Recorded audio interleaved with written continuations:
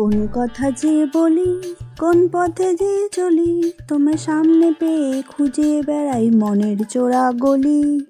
তো ওইসব অলিগলি ছাড়ুন, আজকে চলুন কিছু টুইস্ট করি। ফ্রিজের দরজা খুলে নিয়েছি আর তারপরে দেখতে পেলাম রয়েছে কিছুটা চিকেন। অমনি আমার মাথায় খেলে গেল দুষ্টু বুদ্ধি। তো চিকেনটাকে একটুখানি আমি টুইস্ট দেবো ওই যে প্রথমে দেখা পালং শাকটার মতো।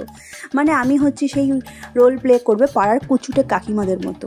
তো সেই কারণে আমি এখানে পেঁয়াজ কুচিয়ে নিচ্ছি একটুখানি ভালো ভালো করে।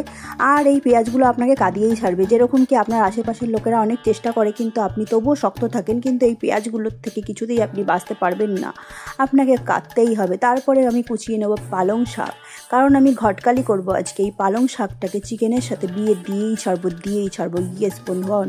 তো আমি আদা রসুন লঙ্কা সবটাকে পেস্ট করে নিচ্ছি, আর পেস্ট করে নেওয়ার পরে তারপরে আমি চলে যাবো একটা সুন্দর ফকফকে দেখতে কড়াইয়ের মধ্যে, ঠিক বাংলা সিরিয়ালের নায়িকাগুলো যেরকম সুন্দর হয় দেখতে।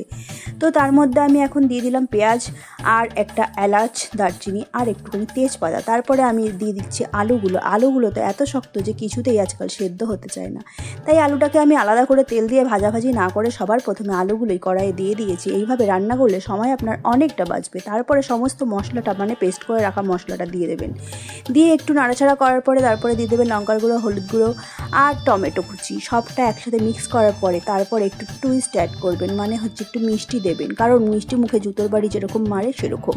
মানে হচ্ছে অনেকে আবার মিষ্টি করে কথা বলে অনেক কিছু বলে ফেলে, মানে কুচুটে গিরি আর কি। তারপরে চিকেনটাকে এখানে অ্যাড করে দেবেন, আর যেই নাকি চিকেন আলুর প্রেম কাহিনী জমে ক্ষীর হবে অমনি আপনি এখানে একদম বাংলা সিরিয়ালের এক ভিলেনের মতো এন্ট্রি নেবেন। মানে হচ্ছে পালং শাকটাকে কুচিয়ে একদম তার ওপর দিয়ে দেবেন, একটু কষানো হয়ে যাবে, তারপর ঢাকা দিয়ে দেবেন, আর ওই ফুটোটা দিয়ে উকি মারবেন যেরকম পাড়ার লোকেরা আপনার খবর নেয় ঠিক সেরকমই। তারপরে হচ্ছে এটাকে ভালো মতো নাড়াচাড়া করে কষিয়ে নিতে হবে। পালং শাকটা একটু কচিপানা হলে বেশ ভালো হয়। এরপরে একটা খুন্তি দিয়ে দেখে নেবেন আলুটা সেদ্ধ হয়েছে কিনা, কারণ পালং শাক যে সেদ্ধ হয়ে গেছে তা তো দেখেই বোঝা যাচ্ছে। পালং শাকটা যদি একটু কচি হতো তাহলে পালং শাকের পাও খুঁজে পাওয়া যেত না।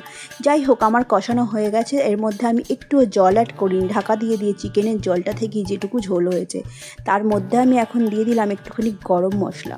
গরম মশলাটা হচ্ছে বাবা মার আশীর্বাদের মতো, যা ছাড়া জীবন একদম অসম্পূর্ণ। তো এই দেখুন আমার একদম চিকেন পালং তৈরি হয়ে গেছে সুন্দর মতো।